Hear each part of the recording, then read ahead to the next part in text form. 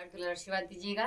और वही आपका गाना सुना रहे हैं कि भौजाई पे राजा दीवाना भाई, भौजाई पे राजा दीवाना दीवाना भाई हो, दीवाना भाई हम दीवाना भाई, भौजाई पे राजा दीवाना भाई, भौजाई पे राजा दीवाना भाई।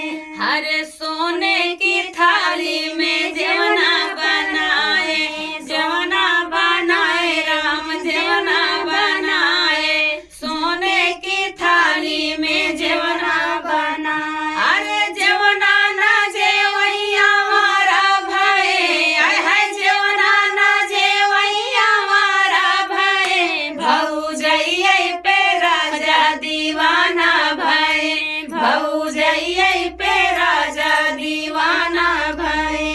अरे फूला मैं झरी झरी से जल लगाए, फूला मैं झरी झरी से जल लगाए, से जल लगाए राम से जल लगाए। अरे सजिया ना सोतैया हमारा भाई, है सजिया ना सोतैया हमारा भाई, भौजाई पे राजा दीवाना भाई, भौजाई पे राजा दीवाना भाई। अरे लवंगा इलायची कबीरा डरा है, बीरा डरा है हम बीरा डरा है, लवंगा इलायची कबीरा डरा।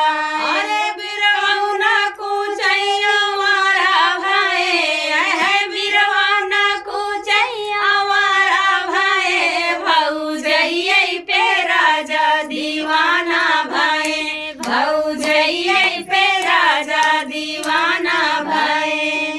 सबसे पहले तो हम प्यारे राजा को